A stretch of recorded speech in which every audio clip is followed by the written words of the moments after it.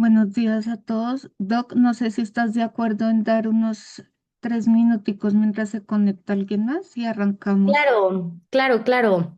Que se vaya uniendo la gente, sin problema. Podemos empezar a las 10:05 si nadie tiene un inconveniente con eso.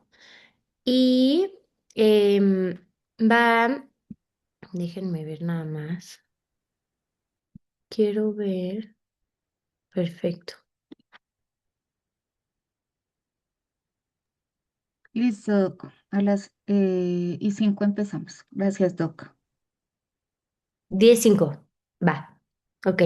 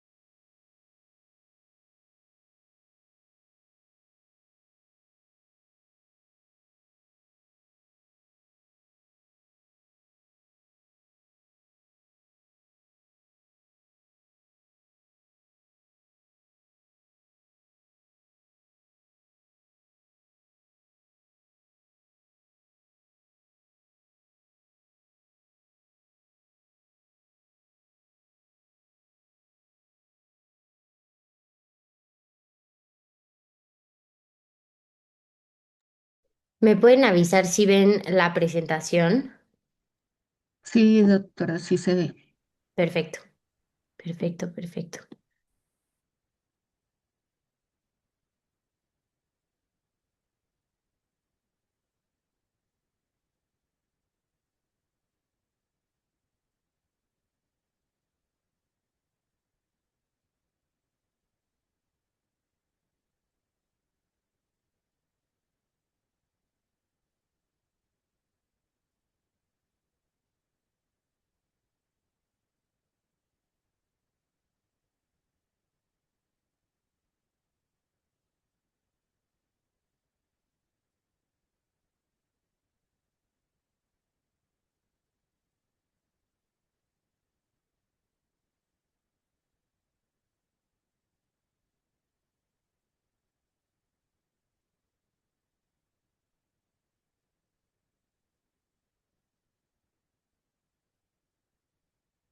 Ok, a ver. Buenos días para todos.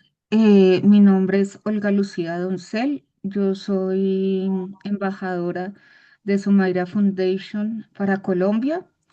Quiero antes que nada agradecerle a Sumaira y a Joana Cardona por hacer posible estos encuentros que nos ayudan a reforzar nuestros conocimientos sobre este tipo de enfermedades. Con motivo del Día Mundial de la Encefalitis que se celebra mañana, hoy contamos con la doctora Nicole Somerville Brions, quien nos va a dar una visión general de la encefalitis autoinmune, el diagnóstico, el manejo de los síntomas, tratamientos y otra información que nos va a compartir la doctora. Yo voy a estar pendiente del chat para las preguntas y hacérselas a la doctora al final de la presentación.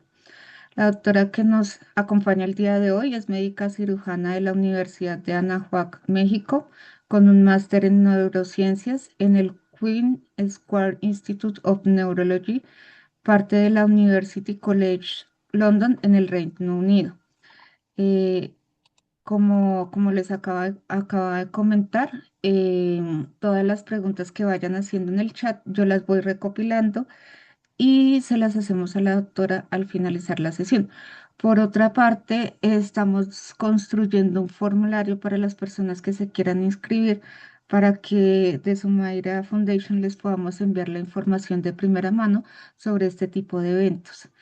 Doctora Nicole, con ustedes la sesión. Gracias a todos por su asistencia. Muchas gracias por la invitación. Estoy muy contenta de estar aquí y gracias a todos los que se conectaron el día de hoy para hablar sobre un tema tan importante, tan relevante y que debemos de cambiar la narrativa acerca de esta enfermedad porque no es tan rara como se cree. Hoy vamos a hablar de la encefalitis y la charla va a hablar un poco acerca de qué es la encefalitis en general, incluyendo las principales causas, y poco a poco nos vamos a ir adentrando a la encefalitis autoinmune. ¿Ok? Entonces vamos a comenzar. Cualquier pregunta que tengan la ponen en el chat, ¿ok? Y va a haber en algún momento, me gustaría que sea un poco más interactivo para aquellas personas que deseen participar. Entonces en el chat también pueden participar si hago alguna pregunta. Doctora, en ese orden de ideas, ¿le gustaría que la persona que quiera participar levante la mano y nos comente la pregunta? Sí, lo que vamos a hacer, como yo lo tenía planeado, es que voy a dar la charla en general. En esa plática no hay preguntas acerca del tema, pero si yo hago una pregunta, pueden alzar la mano y participar. Sin embargo, va a haber un espacio dirigido a las preguntas, o sea, solo para preguntas, que es la sesión de preguntas, ¿ok? Para que no interrumpamos la sesión tanto, pero sí me gustaría un poco de participación porque así aprenden mejor y es mucho más dinámico. Listo, doc, muchas gracias.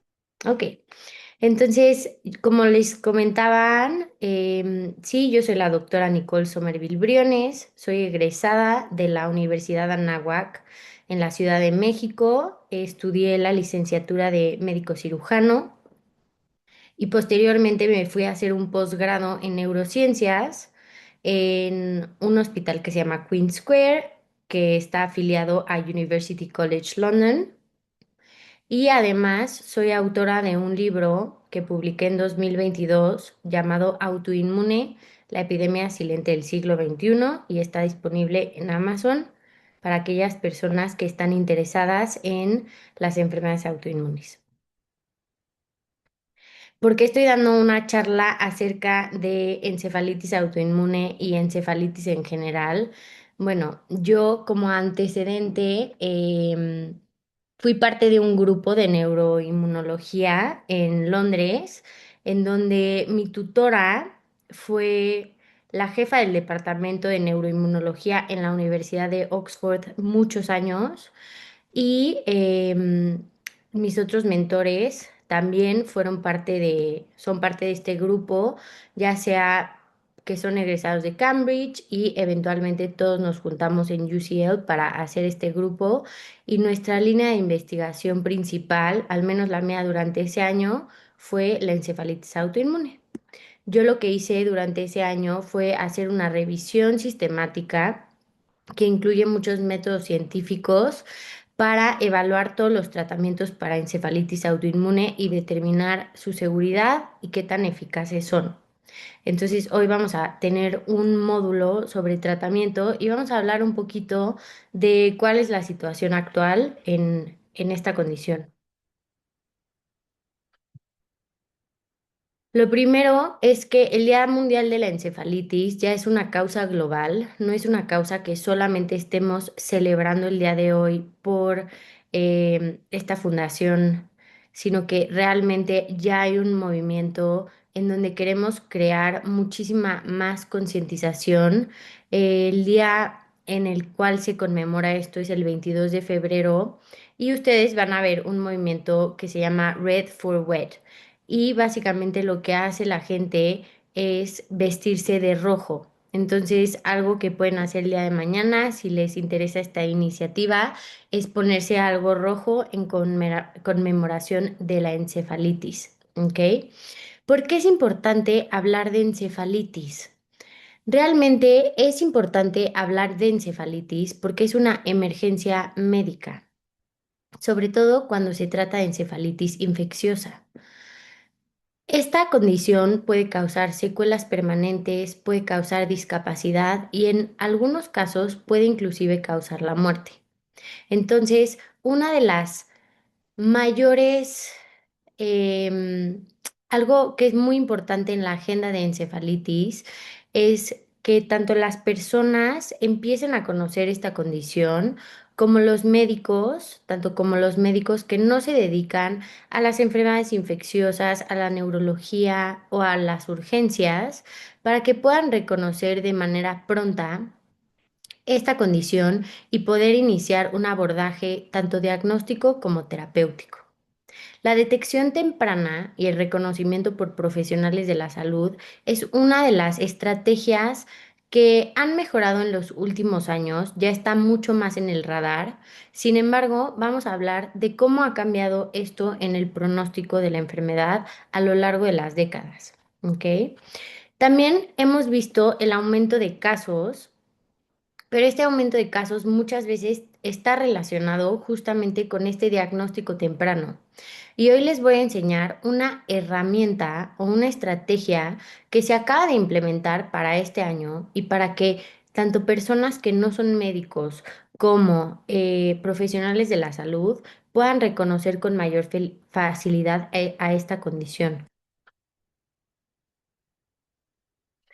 También les incluí este link que después se los podemos pasar, sobre otros eventos que pueden ir siguiendo a nivel mundial para el Día de la Encefalitis, ¿ok?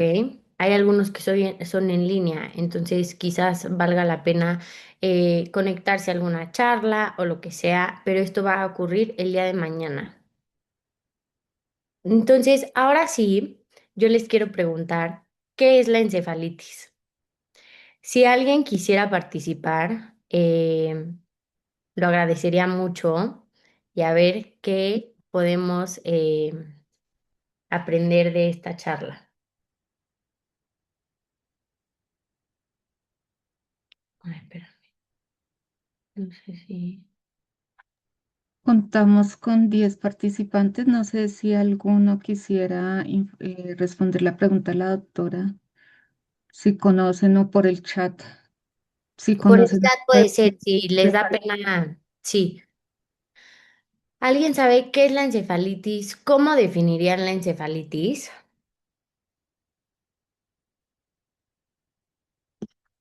Bueno, aquí algo que es un dato como muy importante es que se estima que alrededor del 77% de las personas no saben qué es la encefalitis.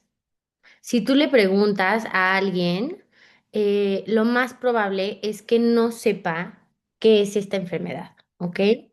Entonces, hoy vamos a empezar a desglosar un poco qué es la encefalitis. Y la encefalitis, en pocas palabras y en términos muy generales para la población general, es que es una inflamación del cerebro, ¿ok?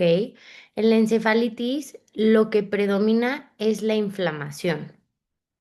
Ahora, hay diferentes tipos de encefalitis, pero en general la dividimos por causas infecciosas y por causas no infecciosas, ¿ok?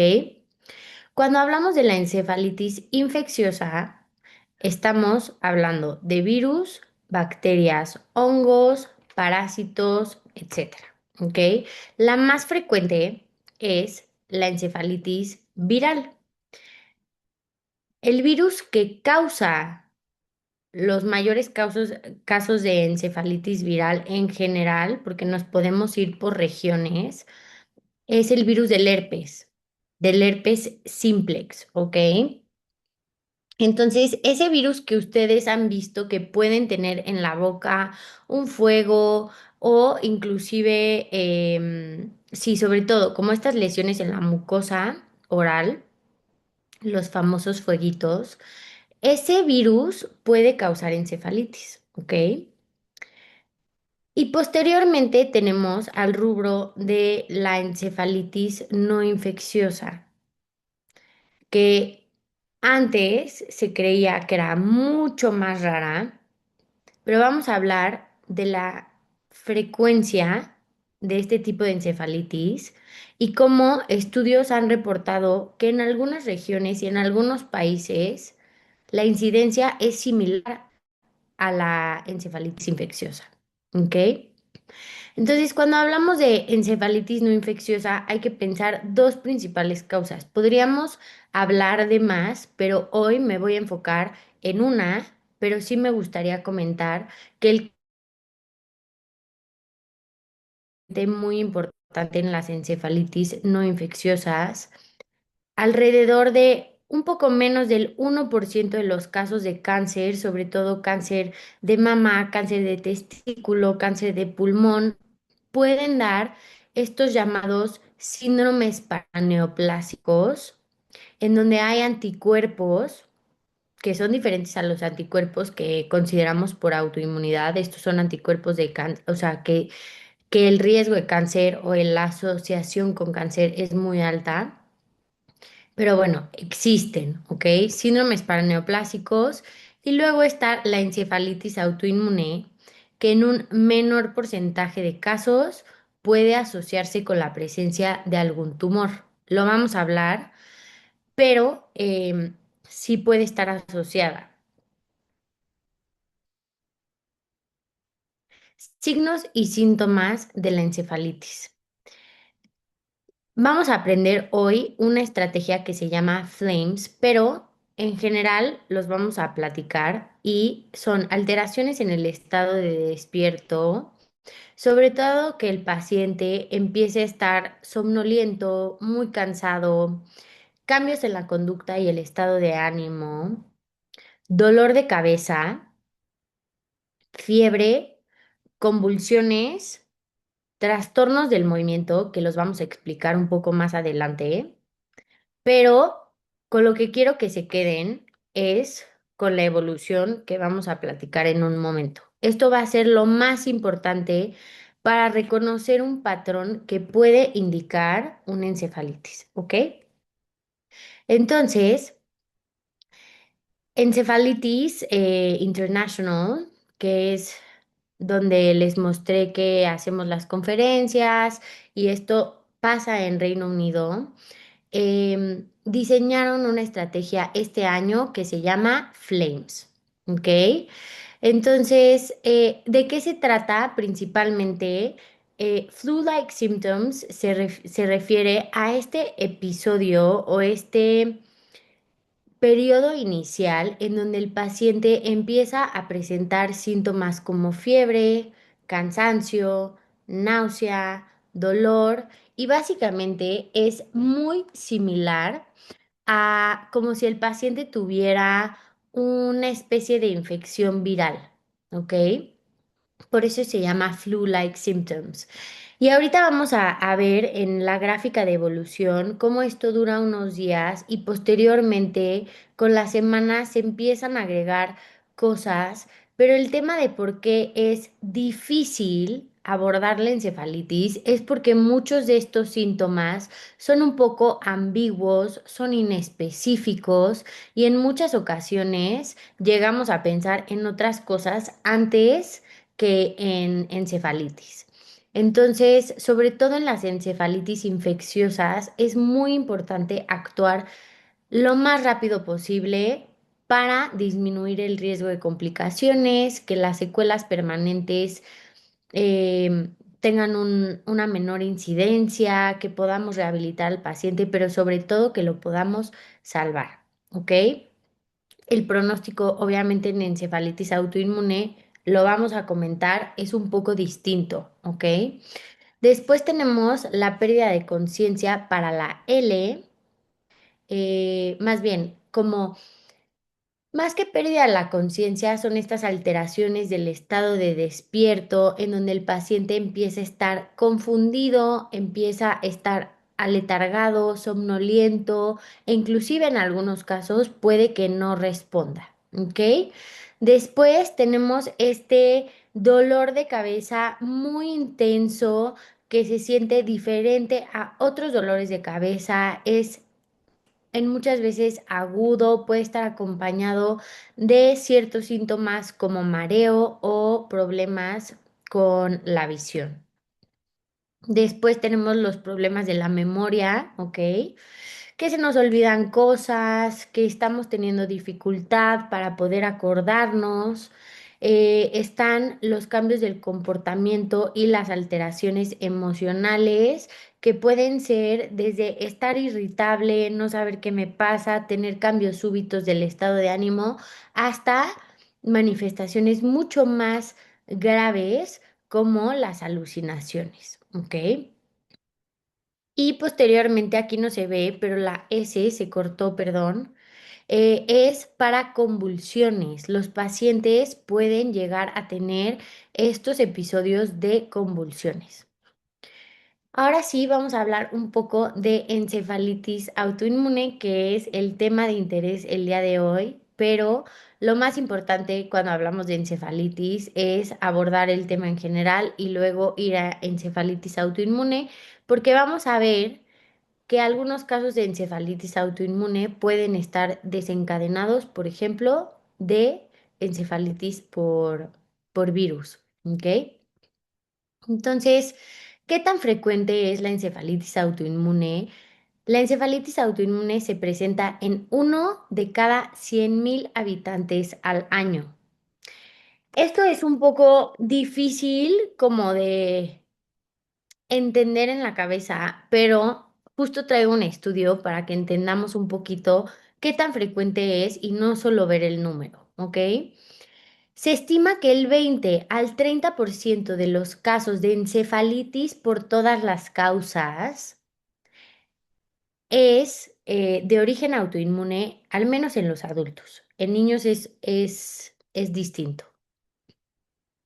La mortalidad es entre el 12 y el 40% y vamos a platicar por qué, pero mucho tiene que ver con posibles casos de diagnóstico tardío, de no iniciar las terapias necesarias a tiempo, de ciertas complicaciones que se pueden dar en ciertos subtipos de encefalitis autoinmune y lo vamos a platicar, ¿ok?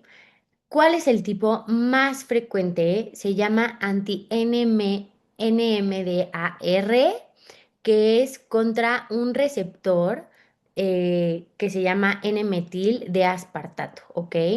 Entonces, bueno, es un receptor en el cerebro y esta es la causa más frecuente y predomina en el 80% de los casos. Para hablar de la epidemiología de la encefalitis autoinmune, qué tan rara es la encefalitis autoinmune. Les traje un estudio muy breve para que vean, pero hay muchos más en donde podemos ver en la literatura. Por ejemplo, este estudio se realizó en un hospital en Israel, que es un centro terciario, es decir, un hospital muy especializado, y se publicó en 2024. Entonces es uno de los artículos como más recientes. Y aquí sí tuvieron una muestra de 225 pacientes con encefalitis y ellos lo que determinaron fue que el 42% de los casos era de origen viral y el 35% de origen autoinmune. Sin embargo, si ustedes se dan cuenta, no, la diferencia no es abismal, ¿no? Como se creía. E inclusive la encefalitis autoinmune en este hospital y en esta población fue más frecuente que una encefalitis de origen bacteriano, es decir, por bacterias, o fúngica por hongos o por parásitos, ¿ok? Entonces, básicamente tuvimos primero a la encefalitis viral y después a la encefalitis autoinmune. Entonces, bueno, aquí hay algunos subtipos y los subtipos dependen básicamente de qué anticuerpo está presente. Como lo comentamos, la encefalitis anti-NMDAR em, ocupa o representa el 80% de los casos de encefalitis autoinmune, por lo que hoy vamos a hablar solo de este tipo de encefalitis autoinmune. Pero tenemos otras causas como anti-GABA, como anti-MOG, como anti-LGI1, que este es mucho más frecuente en hombres, si tiene una relación con cáncer, tiene ciertas, unas fasciculaciones que son unos trastornos del movimiento súper característicos que se consideran que si el paciente presenta esto, el diagnóstico es este, ¿ok? Pero vamos a hablar hoy de anti-NMDAR. Y solo quiero comentar que hay casos de encefalitis autoinmune seronegativa. Esto quiere decir que no presentan ningún tipo de anticuerpo, pero tienen la enfermedad. Y vamos a platicar un poquito por qué ocurre esto. Realmente ya es casi, casi una regla dentro de las enfermedades autoinmunes que, a ver, tener un diagnóstico por un panel de anticuerpos o por ciertos anticuerpos es sumamente útil, pero lo que nos ha enseñado la experiencia es que no excluye el diagnóstico la falta de un laboratorio.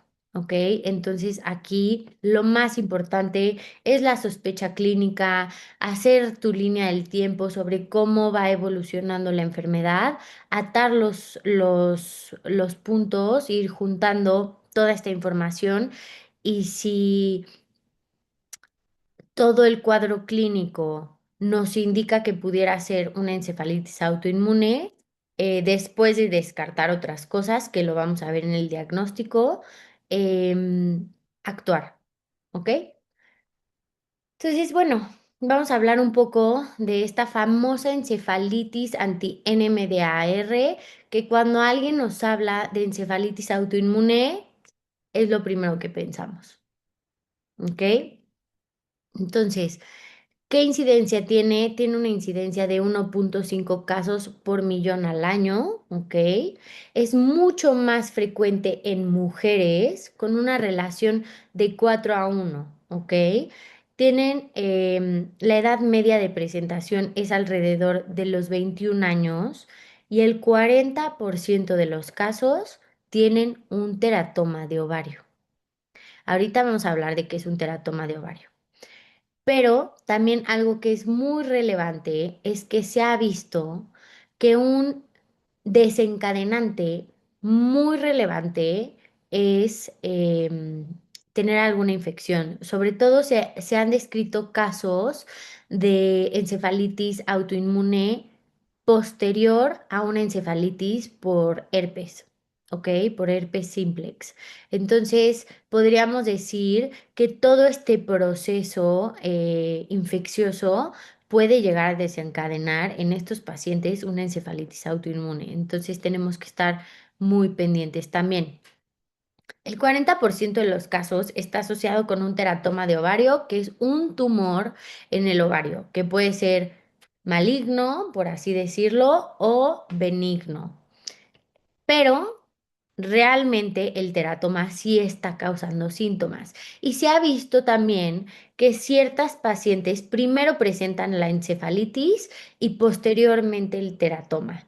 Entonces, tú si tienes un diagnóstico de encefalitis anti-NMDAR, necesitas tener un seguimiento durante muchos años, alrededor de 5, eh, con tomografías, etcétera, para ver que no vayas a desarrollar uno de estos tumores porque se tiene que retirar. Una vez que se retira el tumor y se hace el abordaje pertinente, muchas de estas pacientes entran en remisión y el problema se resuelve, obviamente con tratamiento de inmunoterapia y así, pero sí se necesita quitar el tumor. Y esta es una causa que muchas veces los ginecólogos deberían de reconocer por qué estas pacientes siguen yendo al ginecólogo, ¿no? O sea, puede ser que por alguna molestia relacionada al ovario, relacionada a su ciclo menstrual o lo que sea, y empiezan a tener alteraciones de la conducta o que la paciente, algo raro está pasando con la paciente, y muchas veces los ginecólogos son los que se dan cuenta, ¿ok? Entonces, bueno, como les decía, 70% de los pacientes tienen primero un síndrome gripal Posteriormente empiezan con las manifestaciones neuropsiquiátricas. Entonces aquí vemos el prodromo viral o el síndrome gripal, ¿no? Que puede durar hasta 2 semanas y posteriormente vemos de semanas a meses los síntomas psiquiátricos en donde se empiezan a juntar con ciertas complicaciones neurológicas como trastornos del movimiento, ¿ok?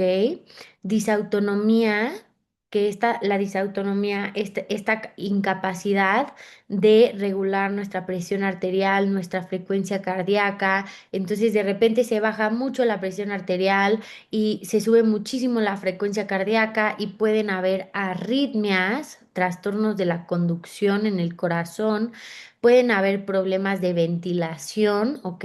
O sea, de los pulmones, del pecho y también podemos tener convulsiones, ¿ok? En los síntomas psiquiátricos podemos tener desde alucinaciones, periodos de manía con esta sensación de grandeza, en donde empiezan a gastar mucho dinero, empiezan a apostar, empiezan a ponerse en situaciones de peligro, pueden estar agitadas, pueden tener problemas con el lenguaje, pueden tener un pensamiento desorganizado, e inclusive pueden tener catatonia, que es este síndrome o este síntoma en donde se quedan en cierta postura, que no es una postura usual, y pueden tener problemas para dormir antes de que se junte con todo lo neurológico. Y después tenemos de meses a años ciertos problemas, que los problemas que más se han descrito son con la memoria, con el lenguaje, pero también pueden tener problemas con ciertas tareas o funciones ejecutivas, ¿ok? Con impulsividad, con inhibición y que sigan los trastornos del sueño. Algo que quiero que vean aquí, que es muy importante, es que empiezan con mucha inflamación y de repente se empieza a calmar esa inflamación, pero ya hay un daño estructural si no se trata la causa, ¿ok? ¿Cómo se hace el diagnóstico de encefalitis? El diagnóstico de encefalitis no incluye un solo paso. Entonces, realmente lo primero que tenemos que tener es la sospecha clínica, ¿no? Ya hablamos de los síntomas, entonces, normalmente, si estamos hablando de una encefalitis anti-MDR, podríamos decir que es una paciente joven que tuvo como un cuadro infeccioso y posteriormente empezó a tener alteraciones en la conducta, alteraciones en el estado de ánimo, se empezó a deprimir, empezó a tener ciertas conductas raras y de repente empezó con convulsiones, etcétera. Y estos diagnósticos es importante primero descartar lo que se tiene que tratar de forma inmediata, que obviamente esta es una causa que se tiene que tratar con mucha rapidez, pero se tiene que descartar antes una encefalitis infecciosa, por ejemplo, ¿no? Antes de pensar en una encefalitis autoinmune. Entonces, bueno, el punto aquí es que lo primero es la sospecha clínica. Y para la sospecha clínica, tú tienes que conocer los síntomas y tienes que conocer la evolución de la enfermedad, si no, no te va a pasar por aquí, ¿ok? Entonces, ¿qué se hace? Se hacen paneles de anticuerpos tanto en sangre como en líquido cefalorraquídeo por medio de una punción lumbar.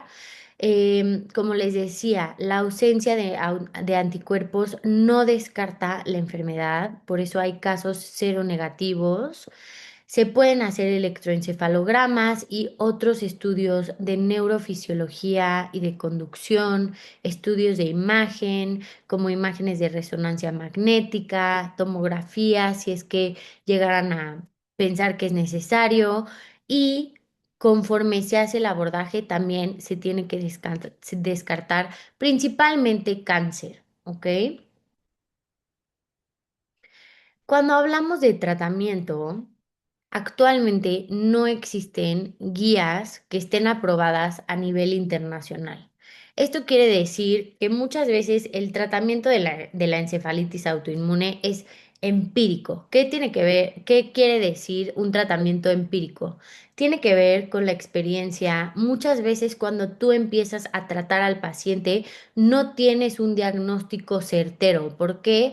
Porque los resultados se pueden tardar horas, días, y tú lo que tienes que hacer es que si el paciente viene en un estado grave, tienes que tratarlo en ese momento. No te puedes esperar a que salga el panel de anticuerpos, ¿no? Entonces, muchas veces el tratamiento es empírico. También el tratamiento en general de las inmunoterapias y de los medicamentos que se utilizan ha sido por la orientación de estudios retrospectivos, es decir, agarras un grupo de pacientes con encefalitis autoinmune y empiezas a ver, a este paciente le dimos inmunoterapia, qué tanto mejoró, a este otro le dimos plasmaféresis, qué tanto mejoró, tararara. Y entonces por medio de estos estudios retrospectivos, hemos visto mucho o hemos evaluado mucho la respuesta a tratamientos. Y es básicamente, por ejemplo, lo que yo hice en una revisión sistemática, que yo agarré muchísimos estudios y vi todos los casos y vi todas las cortes y vi cuáles fueron las respuestas a tratamiento, quiénes no respondieron a tratamiento, qué características tenían, etcétera. Entonces, esa es una de las cosas que ha guiado la pauta de tratamiento en encefalitis autoinmune y obviamente estudios en otras condiciones neurológicas de origen autoinmune como la neuromielitis óptica, la esclerosis múltiple. Todos estos tratamientos o ese arsenal de tratamientos que se utiliza en esas condiciones también han migrado a la encefalitis autoinmune. Sin embargo, alrededor del 20 al 25% de los pacientes no responden a terapias de primera y segunda línea, como la inmunoglobulina, como el plasmaféresis, como los esteroides y como el rituximab. ¿Ok?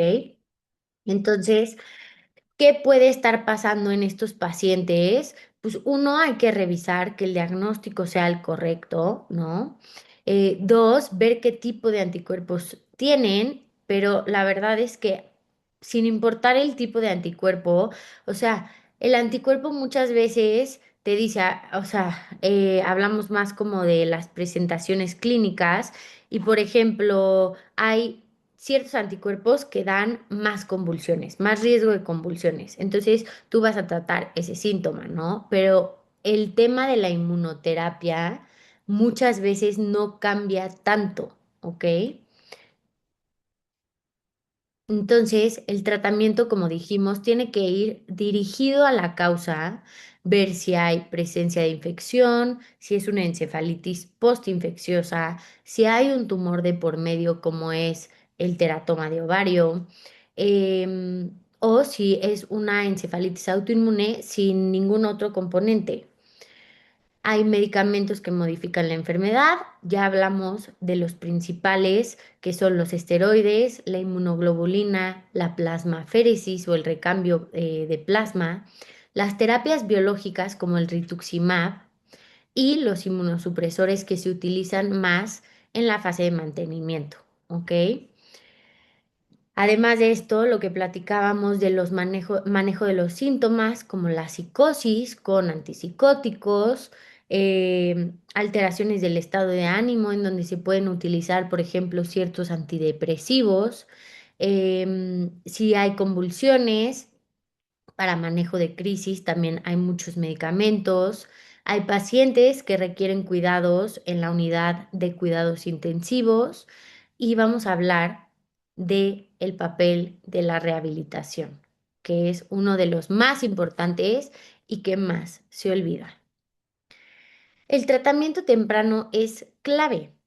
El riesgo de recaída a los 24 meses en pacientes con encefalitis anti-NMDA es del 12%. Sin embargo, estudios han demostrado que disminuyen con el tratamiento temprano, sobre todo si se empieza a tratar desde el primer episodio, porque nosotros cuando tratamos al paciente desde el primer episodio, disminuimos el riesgo de secuelas permanentes. ¿Ok? El tratamiento temprano, por otro lado, es un factor independiente para un buen pronóstico y, como comentábamos, disminución de secuelas. Y la rehabilitación como parte del tratamiento es un pilar dentro del tratamiento integral y la rehabilitación debe incluir la parte física como cognitiva y se ha visto que mejora la calidad de vida del paciente y disminuye las secuelas permanentes. Cuando hablamos de pronóstico, si yo tengo encefalitis autoinmune, ¿cómo me va a ir? ¿Qué, cuál es el riesgo de que yo tenga una secuela permanente? ¿Qué tan probable es que yo pueda hacer una vida independiente? ¿Qué tan probable es que yo me recupere al 100%? ¿Ok? Esto va a depender de muchísimos factores, pero algo que es un poco dramático, por así decirlo, y por lo cual nosotros tenemos que empezar a empujar para más investigación, para más tratamientos, para más estudios, inclusive para entender la condición. Si ustedes se fijan, hay estudios aquí del 2013 o estudios que ya tienen más de 10 años, pero porque son los principales y posteriormente han venido otros que son quizás más pequeños, pero esta clase en particular incluye muchos artículos que son de cajón para entender la encefalitis autoinmune y mucha de esta literatura necesita actualización y necesita cifras nuevas, ¿no? Por ejemplo, algo que les voy a presentar ahorita es del 2021. Yo espero que los datos para 2026 sean mucho más favorables. Pero en 2021, en este artículo que se publicó en JAMA Neurology, nos dicen que los resultados no han cambiado significativamente desde el 2013. Entonces, cuando los autores vieron la evolución a 12 meses después del diagnóstico, la evolución favorable ocurrió en 67% de los casos antes del 2013 y después del 2013 hasta el 2021 o 2020 que se recabó esta data, cambió 1%. ¿Ok? Entonces, a pesar de mejorías en el manejo, como el diagnóstico más temprano y el tratamiento, no hemos visto que el panorama cambie mucho en el tema de resultados. También esto tiene que ver con la evolución de la enfermedad, porque es una enfermedad que muchas veces, en el peor de los casos, el paciente se puede deteriorar mucho, pero hay muchos casos de encefalitis autoinmune que no conocemos, que nunca se diagnosticaron y por ende nunca se trataron y probablemente tuvieron un brote y regresaron a la normalidad. Como este patrón que es común en muchas enfermedades autoinmunes, que es brote-remisión. Y muchas veces esos brotes se resuelven solos, quizás estas pacientes tienen ciertas secuelas de las cuales vamos a hablar, pero el 90% de los pacientes son independientes en su vida diaria. Entonces, siempre y cuando no se deterioren o tengan complicaciones por convulsiones, por hipoventilación, por disautonomía, muchos de estos pacientes seguramente no los tenemos en el radar, nunca se han diagnosticado, nunca se han identificado y nunca se han tratado, ¿ok? Entonces, bueno, el 80 al 90% de los pacientes son independientes. Sin embargo, tanto por estudios objetivos con pruebas neuropsicológicas, tanto encuestas que se hace a los pacientes, se ha reportado que la mayoría vive con dificultades cognitivas y psicosociales persistentes. Entonces, cuando hablamos de recuperación, la mayor recuperación ocurre durante los primeros 6 meses. Sin embargo, se ha visto que esta recuperación se puede prolongar y los pacientes siguen mejorando en un tiempo promedio de 36 meses después de el debut, después de que empezaron con los síntomas, ¿ok? Y las áreas cognitivas con mayor afección persistente, ya sea permanente o que tarde mucho más tiempo en mejorar, normalmente eso es la memoria y el lenguaje. Entonces aquí yo les voy a enseñar dos estudios que la verdad, uno es del 2021 y el otro es del 2024, ¿ok? Entonces, ya empiezan a haber estudios formales sobre el pronóstico a largo plazo, sobre todo de las funciones cognitivas. Y este estudio, por ejemplo, yo lo presenté durante mi investigación, que era un tema de interés para mí, saber cómo se recuperaban estos pacientes.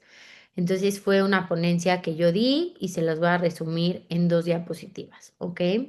43 pacientes con encefalitis anti-NMDA, con dos visitas de seguimiento. Este estudio se hizo entre el 2011 y 2018, pero las dos visitas de seguimiento de estos pacientes eran a los 2 años y a los 5 años después de haber recibido el diagnóstico.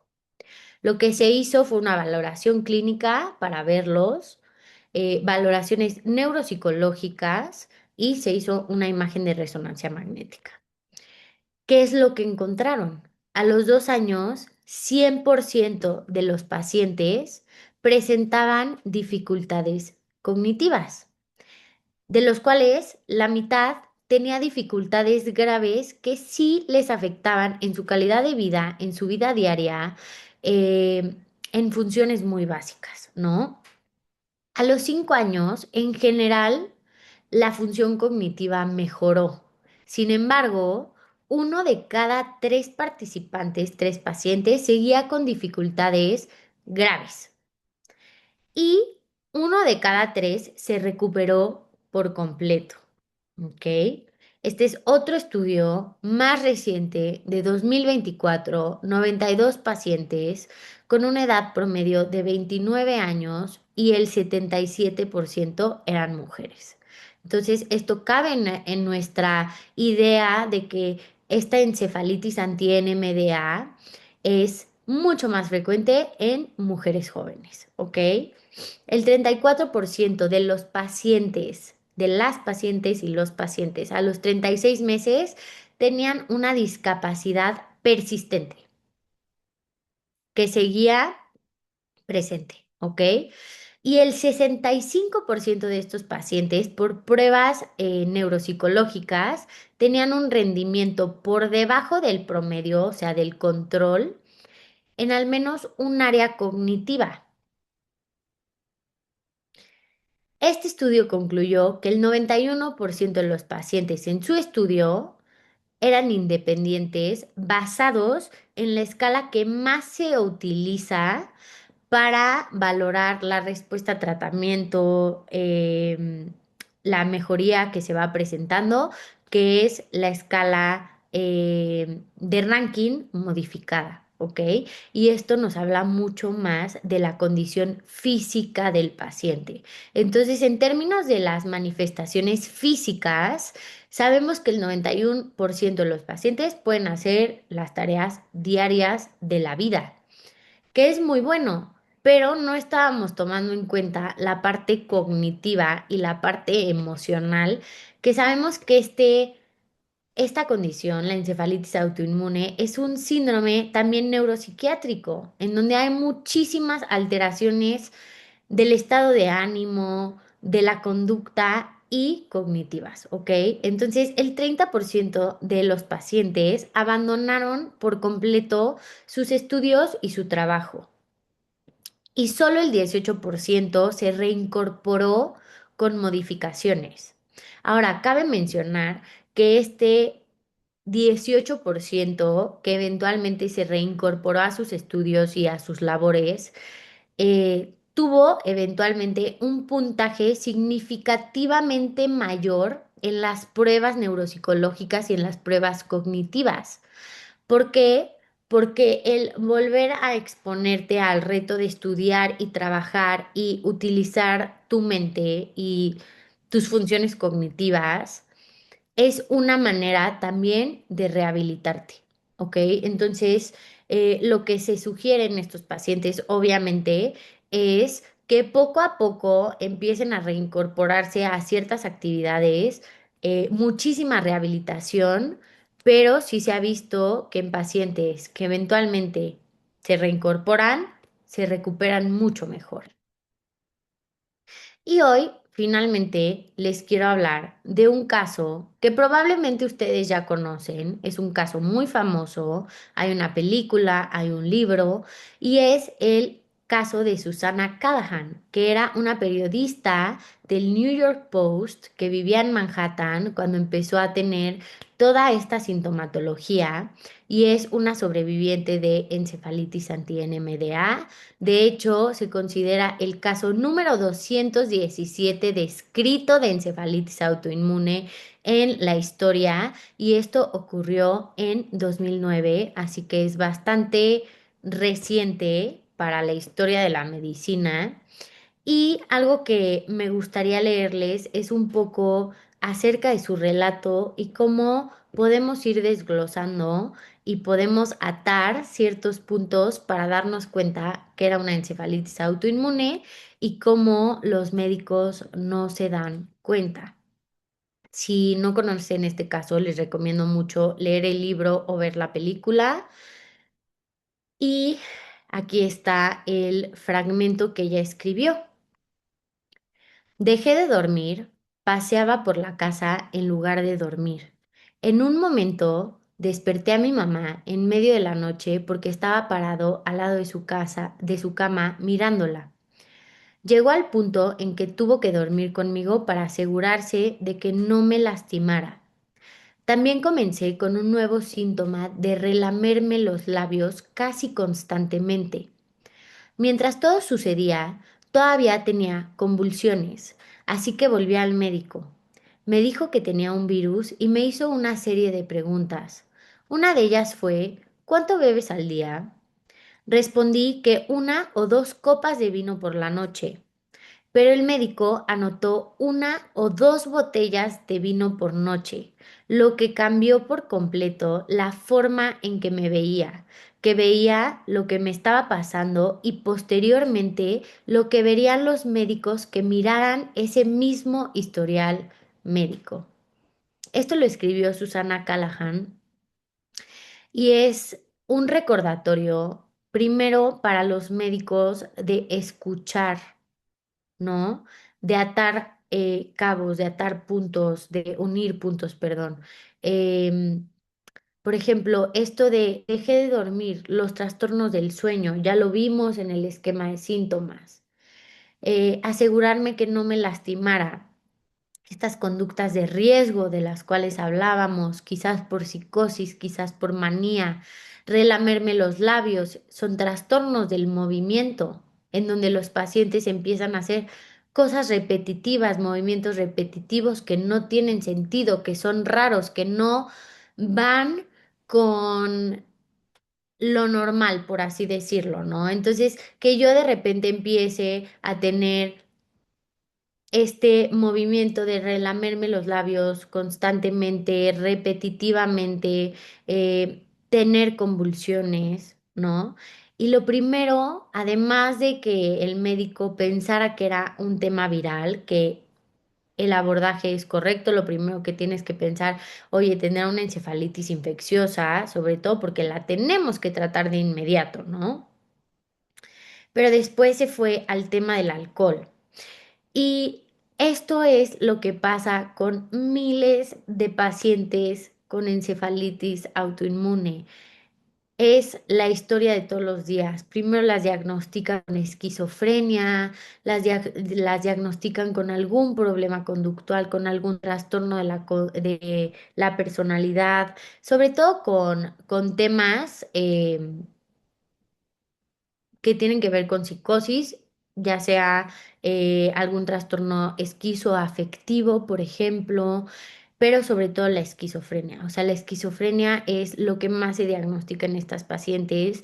E inclusive cuando yo estaba haciendo mi investigación, leí acerca de el caso de Emily Rose, que seguramente ustedes han visto la película y es una película súper terrorífica, pero realmente lo que inspiró la historia para hacer esta película fue el caso de una mujer joven que probablemente o se sospecha podía tener encefalitis autoinmune y por la época en la que ella vivía, eh, iba mucho el tema de los exorcismos, es que es diabólica, está poseída, y no, muchas veces estos trastornos del movimiento, que ella se quedaba probablemente en catatonia, que tenía convulsiones, que tenía trastornos del movimiento, que tenía muchas manifestaciones neuropsiquiátricas, es un tema de inflamación cerebral y tenemos que empezar a reconocerlo en mujeres jóvenes que de repente estaban bien y empiezan a tener muchos temas psiquiátricos. ¿Por qué? Porque es una de las pistas, ¿ok? Entonces, ese es un relato. Ahora viene la sesión de preguntas. Me encantaría escucharlos. Déjenme ver nada Doc- más. La primera pregunta que hacen es de Erendira. Dice, en una ocasión tuve un dolor de cabeza insoportable que parecía que iba a reventarme la cabeza. Yo pensaba que me había intoxicado con mariscos, pero no hubo señal que así fuera. Nunca me volvió el dolor. Pudo haber sido algo relacionado con encefalitis o un brote. Cabe resaltar que tengo esclerosis múltiple remitente recurrente. Ok. Bueno, muchas gracias por la pregunta. Realmente es muy difícil de contestar esto, ¿no? O sea, cuando nosotros tenemos una cefalea de inicio súbito, que tenga características distintas a las cefaleas que has presentado en ocasiones previas, nosotros normalmente lo que hacemos es un checklist y se llaman banderas naranjas y banderas rojas. Y con eso nosotros valoramos, por ejemplo, si se tiene que hacer una tomografía, ¿no? ¿Para qué? Para valorar, por ejemplo, sangrado por un aneurisma que pudiera estar causando alguna hemorragia o lo que sea. Entonces, cuando hablamos de cefaleas, mi punto es que el abordaje tiene que ser bastante individualizado, bastante amplio. En tu caso particular que tienes esclerosis múltiple, pudo haber sido un tema de una infección, pudo haber sido un tema de algún medicamento, pudo haber sido un tema de la misma esclerosis múltiple, pero la verdad es que yo no consideraría a la ligera decir que un dolor se puede deber a una encefalitis, sobre todo si fue un solo episodio y que nunca volvió a suceder, que se resolvió y que además pues no se complicó con un tema posterior, ¿no? Entonces, la verdad, no me preocuparía mucho si fue un episodio de una vez y tú ahorita estás bien. Puede ser lo que dices, alguna intoxicación, alguna infección, algo que haya cambiado, que te haya dado una cefalea, quizás muy importante, pero gracias a Dios se resolvió sin ningún problema.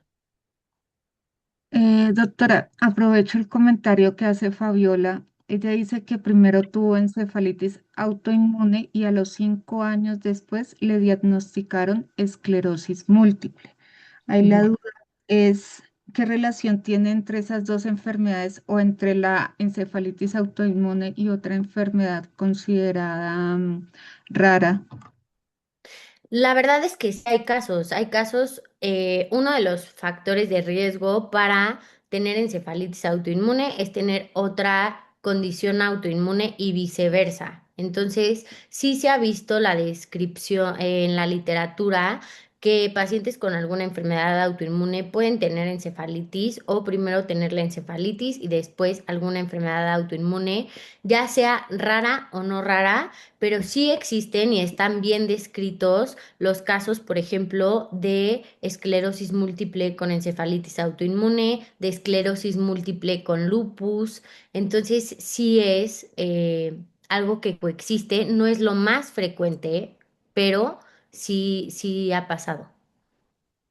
Nos comparte Zaida, dice, yo no soy doctora, soy paciente autoinmune de la doctora Nicole, ella es mi guía. Cuando decían los síntomas, yo tengo check casi en todos y mi cerebro lo siento estresado. ¿Debo hacerme estudios?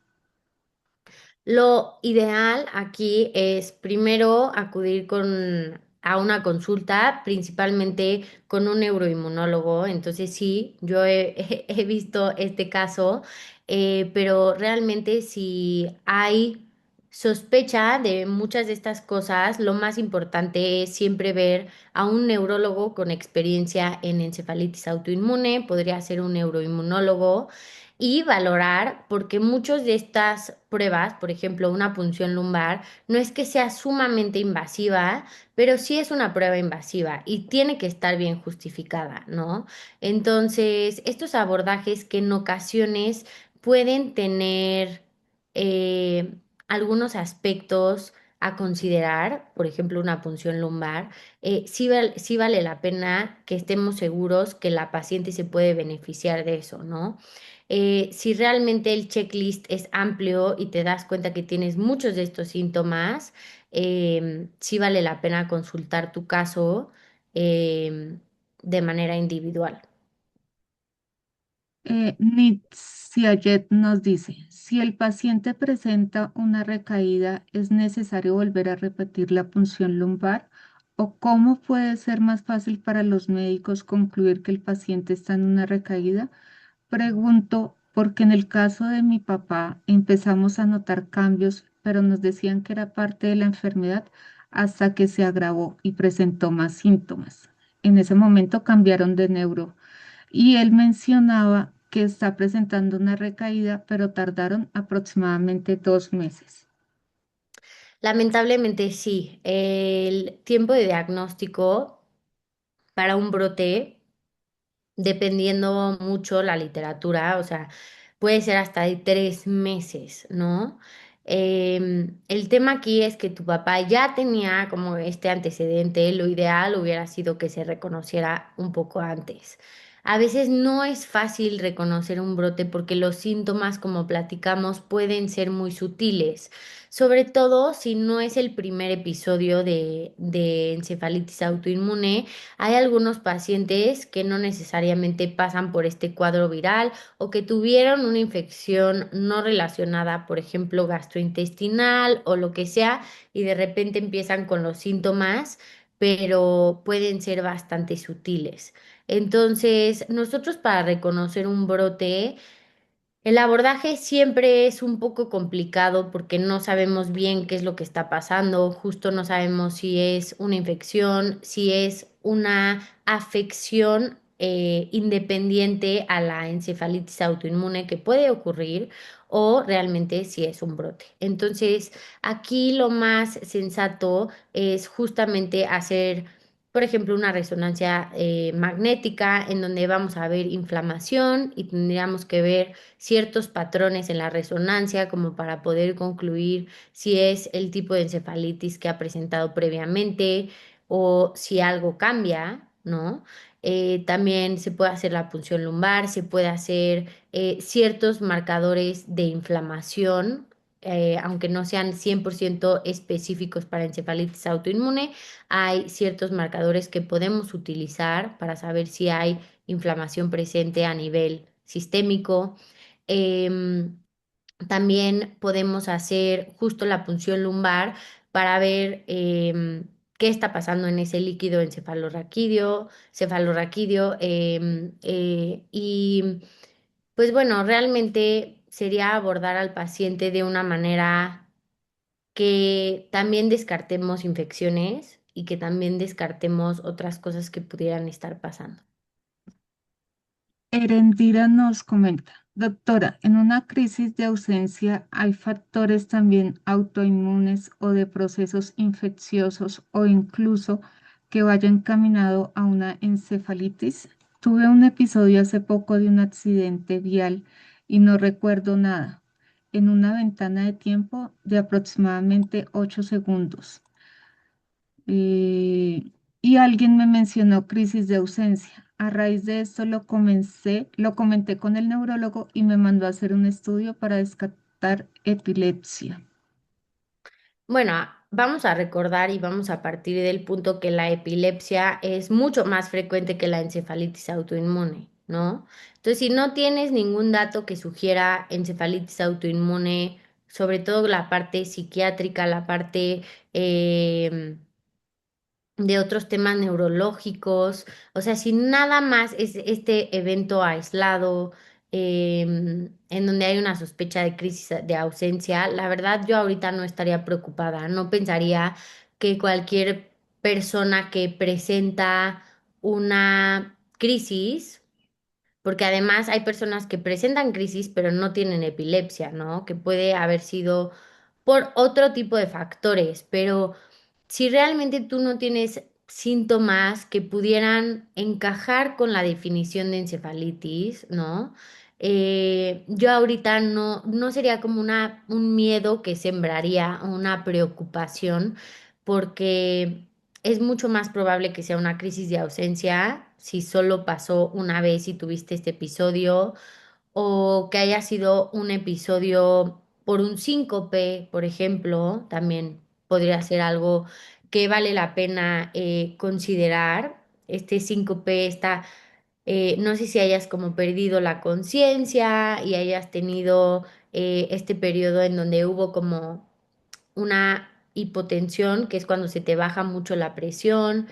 Em, entonces, la verdad, yo pensaría en causas más frecuentes que en una encefalitis autoinmune ahorita. O sea, me iría más justo por lo que dices, crisis de ausencia o un síncope vasovagal, ¿no? Ibsen nos pregunta, ¿una persona con lupus puede ser más susceptible a presentar encefalitis por la misma actividad de la enfermedad? Sí, cuando hablamos de lupus, es un poco más complicado diferenciar, porque sabemos que existe el lupus neuropsiquiátrico. Y el lupus neuropsiquiátrico, por definición, son 12 síndromes neurológicos y psiquiátricos que incluyen, por ejemplo, a la psicosis. Entonces, identificar si es una psicosis por lupus neuropsiquiátrico o por encefalitis autoinmune no es imposible que coexistan, simplemente es muy difícil identificar qué tanto tiene que ver con la afección cerebral y psiquiátrica de lupus, y qué tanto tiene que ver con un proceso de encefalitis, ¿no? Entonces, el simple hecho de tener lupus eritematoso sistémico tiene un mayor riesgo de tener algún síndrome neuropsiquiátrico, depresión, ansiedad, psicosis. También hay hay algo que se llama meningitis aséptica. Hay ciertas neuropatías, es decir, que afectan nervio periférico. Entonces, son síndromes un poco complejos, y definitivamente los pacientes con lupus pueden tener encefalitis autoinmune. El tema es siempre valorar, y hasta en la persona más experta se le puede ir qué tiene que ver con encefalitis y qué tiene que ver con lupus neuropsiquiátrico.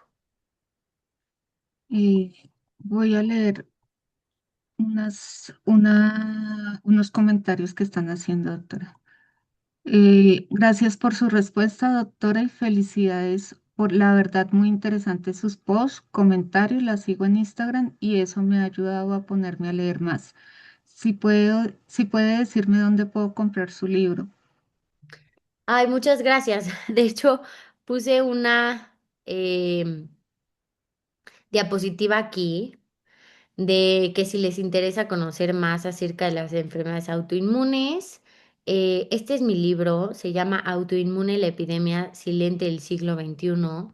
Lo pueden conseguir en Amazon, ya sea de Estados Unidos, Amazon México, está en Amazon de varios países europeos. Sin embargo, tengo entendido que Amazon en algunos países no está presente, sobre todo en países de Latinoamérica. Entonces estoy viendo la manera de poder distribuir mi libro en países en donde Amazon no llegue. Pero bueno, si tienen la oportunidad de comprarlo en algún Amazon, ahí está disponible. Y de todos modos, también ahorita les voy a dejar mi contacto porque también tengo mi Instagram en donde comparto mucha información gratis y útil para aquellos pacientes que están interesados en conocer mejor estas condiciones, si es que son pacientes de encefalitis autoinmune. El libro en general sí tiene algunas menciones sobre encefalitis autoinmune, porque siempre ha sido un tema que me interesa. Sin embargo, no está orientado en encefalitis autoinmune. Habla mucho acerca de diferentes enfermedades. Habla mucho de lupus, habla mucho de esclerosis múltiple, habla mucho de enfermedades tiroideas, de origen autoinmune, como la tiroiditis de Hashimoto. Habla mucho de síndrome de antifosfolípidos. em, por ejemplo, habla también de qué tengo que hacer si me quiero embarazar, qué consideraciones tengo que tener, si tengo una vida sexual activa, si tomo inmunosupresores, si tengo que tener mayor cuidado con la fotoprotección por el uso de ciertos medicamentos o por ciertas enfermedades. Entonces, es una guía mucho más general. Pero también tiene muchas recomendaciones que aplican a muchas enfermedades. O sea, realmente nosotros no tenemos ahorita una guía que diga cómo tengo que comer si tengo esclerosis múltiple, cómo tengo que comer si tengo lupus. Eso por el momento no existe. Hay recomendaciones generales que se pueden aplicar a todas estas enfermedades y ese tipo de contenido 100% lo pueden encontrar ahí. Y si quieren todavía profundizar, hay asesorías personalizadas, hay consultas, hay un sinfín de herramientas que podemos ir desglosando. Y también vi ahí, si quieren mi contacto, ahí está el contacto em, para aquellas personas que están interesadas.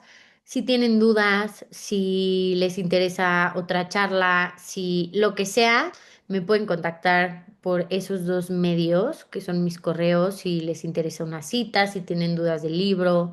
Em, Estoy totalmente disponible por medio de correo electrónico y también me pueden encontrar en la cuenta de Instagram, que es por lo cual estamos hoy aquí. Bueno, doctora, de parte de Sumaira Foundation queremos agradecerle su tiempo, su espacio. Nos comentan que ha sido un tema, gracias por hacer que un tema que se veía súper complejo se volviera claro y aterrizado para nosotros los terrenales, totalmente digerible. Mil gracias por explicar todo de manera clara y hacerlo más sencillo. Muchísimas gracias. Ojalá más neurólogos aquí en México pudieran comprender más esta enfermedad. Y lo que la doctora nos acaba de compartir, su Instagram, su correo para alguna cita. Muchísimas gracias de nuevo, doctora Nicole. Muchas gracias de Sumaira Foundation por este espacio. Y no sería nada más. Gracias, Joana Cardona, quien es nuestra embajadora en Latinoamérica. Y los invitamos a seguir las redes sociales de la Fundación por si cualquier duda. Muchas gracias. Gracias a todos por presentarse, gracias Joana por la invitación, Sumaira, gracias a todos, espero que lo hayan disfrutado. Ah, y nada más, perdón, una cosa les puedo pedir antes de que nos vayamos, les voy a mandar por chat a ver si nos pueden apoyar justo con la retroalimentación de la plática, tanto para la fundación como para mí. Hice esta encuesta en Google Docs. Aquí les mando la encuesta. Son 3 minutos de su tiempo. Yo la voy a compartir con la fundación y básicamente lo que pregunta es si entendieron el tema, qué cambiarían, qué les gustaría que mejorara.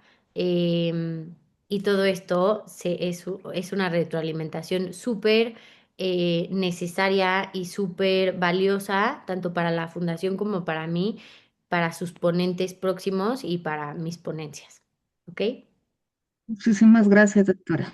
No, de qué. Muchas gracias a todos ustedes y que tengan un muy bonito día. Gracias a todos. Bye.